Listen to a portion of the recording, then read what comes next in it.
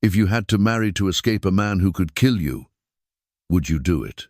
That was the question Violet asked herself in the fall of 1867. As the train that carried her from Philadelphia rolled toward the Wild West, she had brought no hope, only fear, not to start a new life, but to avoid the old end where the darkness had a name, a face, and had once pounded her flesh with a stepfather's fist. She had not come to Nebraska to fall in love. She had come because she had nowhere else to live. The train whistle screamed like a wounded animal. It cut through the yellow prairie, tearing the silence into pieces. Violet huddled by the window, her face pressed against the cold glass, to stop the pounding in her chest. Outside was Nebraska. Land was endless. The sky stretched out like the universe. But she did not feel free. She felt like a grain of sand, blown by the wind into the desert, not knowing where it would go. Her fingers reached for the silver locket worn under her collar, the only thing left of her mother, who had died of fever when she was 12. Not the woman who had married her father, who had brought the devil into the house. The small, faded locket was the last sign that someone had loved her without wanting anything in return. The train was filled with conflicting sounds, eager laughter, hopeful calls, children squealing with joy at the sight of cows running in the fields. But to Violet, it was all wrapped up in a shell. She couldn't hear, couldn't feel. She felt like a ghost banished to the last land. She tightened her thin shawl, pulling it close to her thin shoulders. She had learned to shrink, to be silent, to disappear from sight, because being small meant being safe. Or at least it had been lately, even when she was withdrawn. Pain still found her. Pain had a way of finding those who couldn't resist it. The sound of a baby crying in the back car made Violet's stomach twist. She had assisted in births in Philadelphia, had had the deft hands to sustain life. That was when those hands weren't just for taking a beating. The train's wheels began to rattle and slow. Clearwater Station was approaching, a small dot in the middle of nowhere. A few wooden houses, a few wisps of smoke rising into the sky. Not the end, but the beginning of a new challenge, surviving in a strange place, in a strange house, next to a man she'd never met. Violet furtively reached into her pocket, touching the crumpled letter. The handwriting was firm and clear. "My name is Gabriel Morrison. I need a woman to accompany me. I don't promise to love you, only not to hurt you." And that simple promise was the most believable thing she had ever heard from a man. The train stopped. "Clearwater Station, the end," the conductor called. Violet stood, clutching the canvas bag that held all her possessions, a few old dresses, a Bible, and a faded photograph of a woman with gentle eyes. She stumbled down the steps, not because of the terrain, but because of fear. No one knew that a bruised girl inside was stepping onto the platform. No one knew that she had run through the night, across rivers, through forests to get here. But she knew, and every step was a prayer that the nightmares would be left behind. The wind blew through the meadow, carrying the smell of burnt wood, horses, wildness, and something else, the smell of an unknown beginning. She looked around. The crowd was breaking up, and then, from the other side of the platform, a man appeared, tall, thin, standing still. He didn't smile. He didn't wave. He just nodded. His eyes gray as storm clouds. The gaze didn't take hold, didn't invade. It waited. Violet exhaled. Softly. Fate had come, not as a storm, but as a gentle calm. When Gabriel Morrison called out, "Miss Hartwell," Violet almost didn't turn around. She was used to a man's voice as a warning, as a prelude to anger, as a call before a hand fell. But this voice was different. Low, steady, not threatening, not hurried. She turned, very slowly, and saw the man standing a few feet away. He didn't step forward, didn't extend a hand, didn't force his gaze. He just asked, softly, "I hope the journey wasn't too difficult for you." Lie, not a polite greeting, but a greeting from a shady spot. It was the first time Violet had seen a man keep his distance, not out of contempt, but out of respect. She followed Gabriel out of the station, each step as if testing the ground for safety.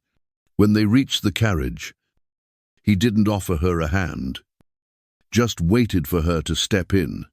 She fumbled, had to climb a second time to get into the seat. But Gabriel didn't comment. She realized he didn't do everything for her, but he always made room for her to do it herself. They left the station in silence, the only sound being the sound of horses' hooves and the steady rolling of the wheels. Violet sat up straight, her hands gripping the strap of her duffel bag. She didn't know what to say, nor did she dare ask, but then, as if the wind outside had calmed her heartbeat, Violet's eyes gradually shifted to Gabriel. He sat still, his hands on the reins, not looking at her. But there was something about his posture that made her feel unscrutinized. She began to observe his handshard, calloused hands. But when he stroked the horse's back, the movements were surprisingly gentle, so different from Philadelphia. Gabriel said, after nearly half an hour of silence. Violet nodded. Very different. End of true. Different in what way?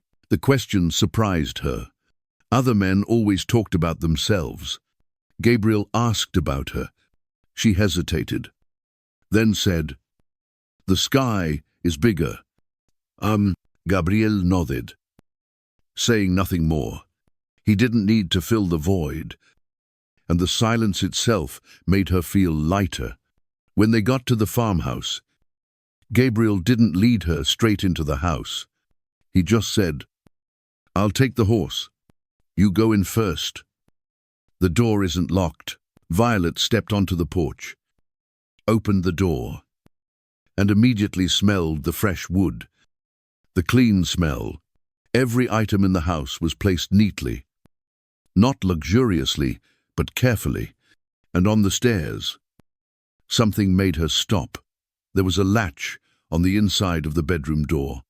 She touched the latch, heard a loud click, and almost cried.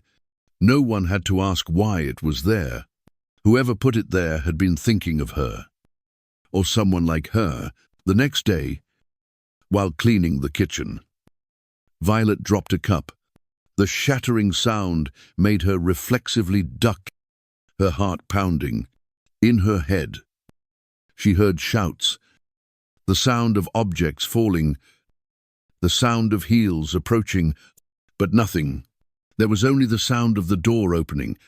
Gabriel entered, looking at her under the table. "Are you okay?" She nodded, unable to speak. He didn't ask any more questions. He just bent down, picking up the broken pieces, his hands bare. When blood seeped from his fingertips where the porcelain had cut him, he simply said, "It's just a cup." A simple statement, but it made her cry. Not out of fear, but out of relief. She wasn't beaten. She wasn't yelled at. And most importantly, she wasn't looked down upon for fear. The days that followed passed with a simple rhythm. Gabriel woke up early, leaving a basket of eggs at her door. Never knocked, never asked. Violet began to cook, sweep the floor, read old books in the living room. Gabriel had a large bookshelf where all sorts of genres lay side by side. Poetry, stories, horse breeding books, even philosophy. When she let on that she liked to read, he just nodded, handed her a few more books, and said nothing. The afternoon sun streamed through the windows. Honey-colored on the wooden floor, Violet sat reading. For the first time in years, not feeling like she had to look over her shoulder, not curl her legs in anticipation of pain. She didn't know exactly when she'd begun to think of this place as home, but every little action, every unforced silence, every uninvasive look, all of it patched up something she thought was broken forever. No one had forced her to believe, but Gabriel, by not forcing her, had made her start to believe. Not just believe in him, but believe that, maybe, one day, she wouldn't be afraid of her own footsteps. The Nebraska sky had turned a dark leaden grey by mid-afternoon. The wind had begun to howl across the desolate fields like the wail of a lost soul. Gabriel stood by the window, watching the dark clouds roll in, and said softly, "There's a storm tonight." Violet just nodded, her heart sinking as if she sensed something was coming. As night fell, the snow began to fall in torrents. Great white flakes pounded the roof, and the wind howled around the porch like an angry creature. The fire in the hearth was blazing, but the cold seeped through the cracks in the wood. Violet was folding towels when the door burst open, bringing a blast of biting cold air, and Gabriel rushed in, his face red from the wind. "One of the mares is in labor," he said, his breath steaming. "But something's wrong.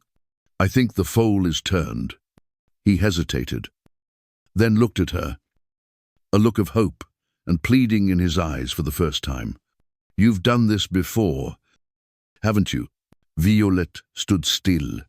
Images of blood, screams, hands being pushed away, all flashed through her mind in an instant. But it wasn't the memory that made her nod. It was Gabriel's eyes. For the first time, someone didn't see her as someone who needed saving, but someone who could be saved. They put on their cloaks, wrapped themselves in scarves, and rushed out into the storm that was unleashing its fury on the ground. Snow slapped their faces. The wind seemed to break their bodies. Gabriel took her hand and led her away, not speaking, just firmly, like a landmark in the chaos. By the time they reached the stables, both of them were soaked and freezing. Inside, the mare lay on her side in the largest stall, breathing heavily, her body shaking violently. Her eyes were white with panic. Sweat and snow mixed on her wet back.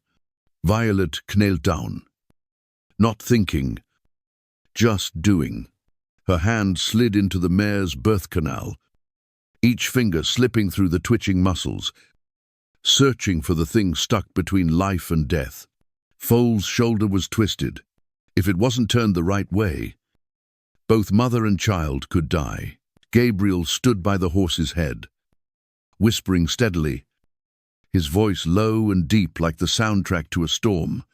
"It's okay, girl. Hang in there. She'll help. She's good." The words weren't just for the horse.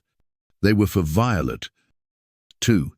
Outside, the wind howled in gusts, but inside the stable, in the bitter cold, her hand found a knee, then a shoulder, then the head of the foal. She bit her lip, turned gently, felt the little creature stir in her hand. She pushed, then pulled, gently, then harder. With each contraction, cold sweat poured down her forehead. Mixing with the melting snow and straw, there was nothing left but her hands, her breathing, and the fragile belief that she was still capable of doing good. A sharp squeal from the horse, and then a wet, heavy sound. The creature slid out of its mother's body. Foal fell to the ground, wet, limp, motionless. Violet held her breath. "A towel," she said, hoarsely. Gabriel handed it over. She wiped the colt's nose, mouth, chest, her hands shaking. 1 second, 2 seconds. Still, no cry. She pressed her ear to his chest.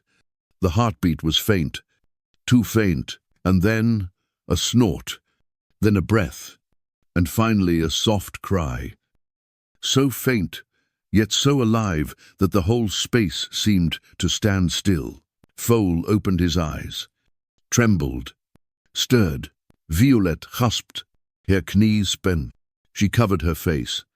For the first time in her life, tears fell not from pain, not from despair, but from the fact that she had kept a life from being taken away. Gabriel put his hand on her shoulder, said nothing.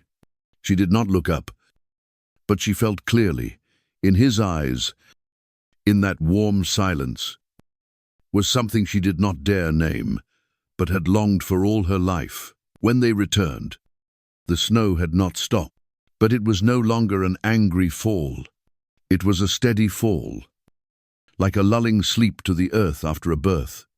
Something had changed inside Violet. Her hands were bloody and muddy, but they no longer trembled. For the first time, she had not just survived, she had lived, and she had saved. And for her, it was a resurrection. The snow still covered the yard, the morning light reflecting off it like a cold mirror. Violet was hanging the first load of the day on the line when she saw him. She stood frozen, her handkerchief slipping from her hand and falling into the snow without her noticing. The figure, the way he wore his hat low over his eyes, held the reins loosely, and sat hunched slightly in the saddle there, was no mistaking it. Marcus Hartwell, his stepfather, the man who had turned her childhood into a maze with no exit. He was there, like an old ghost, but this time in the flesh, as real as the cold that gripped her fingers. He dismounted, brushing the snow from his shoulders as if visiting a familiar person. 3 knocks sounded on the door slow. Deliberate. Violet stepped back, her hands shaking as she grasped the edge of the stove. She knew that sound. She knew it from her nightmares. It was the kind of knock he used when he came home smelling of alcohol, before the door swung open and hell began. "My dear," his voice rang out like honey mixed with poison. "Open the door. Let's go home." End of. Gabriel stepped out of the stable. He was not in a hurry, not flustered, but his eyes, sharp as a knife, did not waver. He stepped to the steps, standing between Marcus and the wooden door. "She is my wife," Gabriel said, his voice as deep and steady as a mountain of rock. "She is not yours." "En?" Marcus chuckled, pulling from his pocket a yellowed piece of paper, laminated and stamped with a bright red seal. "She is my legal property. Her father sold her to me when she was 16. Here are the papers. You are illegally holding a woman who belongs to me." En? Violet felt the air in her chest freeze. She had seen that piece of paper. She had believed it was the only reason she could never be free. She almost believed it bound her to his hands forever. Gabriel did not touch the paper. He took a step aside, behind Marcus. The sound of hooves rang out. 3 riders approached Sheriff Davidson and his 2 deputies. They rode like the cloaks of justice, without much need for words. Davidson stepped down first, his face stern, his nose streaked with snow, his eyes fixed on Marcus. "Marcus Hartwell," he said, his voice like a saw cutting through dry wood. "You are under arrest for forgery, false imprisonment, physical abuse, human trafficking, and suspicion of murder." Sent it. Marcus laughed, contemptuously. "I have the papers. She is mine. He has no right to keep her. I'm sentence. Davidson pulled a copy from the inside pocket of his coat, holding it between his fingers for all to see. We have the original from the Philadelphia courthouse. Your papers are fake. Her father did not die of debt. He was murdered. And the man behind it was you. Marcus Hartwell. For the first time, Marcus's face changed. The smile faded to shock, but only for a moment. He drew his gun, all 3 guns, from the police and Gabriel, were raised. Don't, Gabriel said, so softly it was almost a whisper. Don't do something you can't turn back from. Oh, and for perhaps the first time in his life, Marcus listened. He dropped the gun to the ground. Snow filled the muzzle as if to lock all his violence in the cold forever. As Davidson handcuffed him, Violet stepped onto the porch, her steps steadier than ever. No more shaking, no more hiding. She stood face to face with the demon that had weighed on her mind for years, and looked him straight in the eye. Marcus didn't turn away. He looked at her, searching for fear, but there was nothing to be found. There was only a woman standing straight, with eyes calmer than the falling snow. I forgive you, she said, her voice not shaking, not harsh, just calm as a conclusion, not because you deserve to be spared, but because I don't want you to live in my head any longer. No one said anything more. The men on horseback turned. Marcus was led away. No longer a fearsome figure, just a living corpse carrying an emptiness. Gabriel turned to look at her.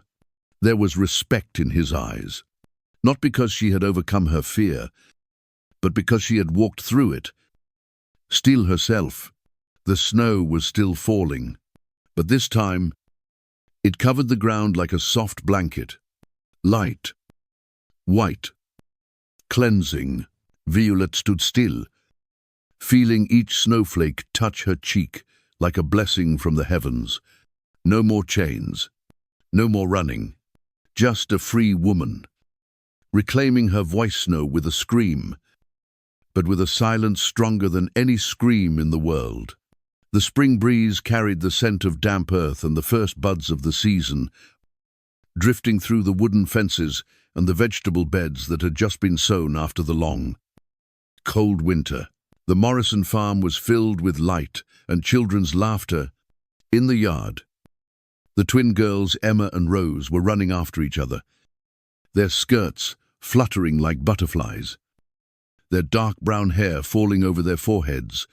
No one looking at the scene could imagine that their mother had once stepped off a train platform with a broken heart and eyes fixed on the floor, afraid of every gaze. 5 years had passed since Violet had last seen Marcus. Her life had taken a different turn. Not just peaceful, but meaningful. The farm was no longer just a home for a small family, but a place for women who had experienced what she had experienced: violence, loss, and a sense of worthlessness. The little cabin behind the farm where Gabriel had built it after the winter of her 2nd year had no sign, no questions. Just 3 things: clean beds, a door that locked from the inside, and a full meal. The locals called it their second home. Gabriel called it simply the waiting room of hope. The women who came to the farm didn't talk much. They came at night, or by quiet introduction. Violet didn't ask about their pasts. She listened only if they wanted to talk. She knew that sometimes what people needed wasn't pity, but a place to start over, where no one would call them victims, where no one would look at their faded bruises or troubled sleep.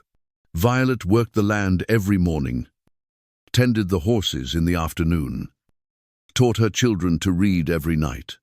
But late at night, when the house was quiet and the wind blew through the kitchen window, she sat down to write letters, long letters, addressed to the town hall, the governor's office, and sometimes even Congress. In the letter, she told her own story. No embellishments. No pathos, just the truth. A girl who was once treated as property, but who stood up, was loved properly, and turned her pain into a tool to help others. Sometimes, Violet thought about her birth mother. She died too soon to protect her from what came after. But perhaps, somewhere, she knew that the little girl from back then had not only survived, but had also known how to sow seeds for those who seemed to have withered away all their lives. One afternoon in March, when the weather was cool and the grass was turning a fresh green, Violet was cleaning up her embroidery table when she saw a figure appear at the edge of the yard. It was a girl, thin, with matted hair, holding a newborn baby wrapped in an old wool blanket. The girl did not knock, just stood still as if unsure whether to stay or turn away. Violet stood up, about to step out. But Gabriel arrived first. He approached gently, not startling the girl, and stopped at a safe distance. He didn't ask her name. He didn't ask her what happened. He just said in a low, familiar voice, "We're so glad you came." And those were the words he had said to Violet years ago. Back then, they had seemed like the only fragile thread she could hold on to in the storm. Now, they were the first beats of another resurrection. Sarah, that was her name, was taken to the back cottage. Violet made tea, lit the fire, put clean blankets on the bed, and warmed the baby's bottle. Sarah didn't say anything all night. She only nodded when Violet asked if she needed anything else. But the next morning, when Emma brought out the scones and Rose handed her an old teddy bear, Sarah smiled for the first time week. Unfamiliar, but real. Violet saw herself in Sarah's eyes, warning, paralysis, and a silent question. Is it really safe this time? She didn't answer in words. Just continue to prepare lunch. Hang the blanket. Finish writing the unfinished letter to the mayor's office about a proposal, a fund to support independent women in the border area. The afternoon sun spread golden light on the roof, and the laughter of children echoed from the backyard. Violet stood on the porch, looking towards the barn where Gabriel was adjusting the bridle for a new horse. Sometimes, she still felt like she was living in a strange dream. But then the sound of children crying, the smell of fresh grass, the crowing of roosters, and Gabriel's steady presence every night at the dinner table made her understand it was not a dream. It was real life. A real life built with your own hands from the ashes of a forgotten past. And if anyone ever asked, Violet would answer, one can start over, not by forgetting everything, but by turning the very thing that once brought you down into the beginning of a new journey, a journey not only for yourself, but for all those who do not yet know that they are worthy of being saved. Violet thought all she could do was survive, but she did. She loved, she healed, and through it all, she became a beacon of light for those who thought there was no way back. The house that was once a refuge for her is now a home for other broken hearts. The beginning of new stories. This is more than just a love story. It's proof that recovery isn't a miracle. It's a series of courageous choices. Healing isn't a destination. It's a journey, and everyone deserves to be loved, heard, and safe. If Violet's story resonates with you, please like, subscribe to our channel so you don't miss out on more inspiring stories. And share this video with someone you think needs it most. Comment below. What moment made you cry? We read every line you write.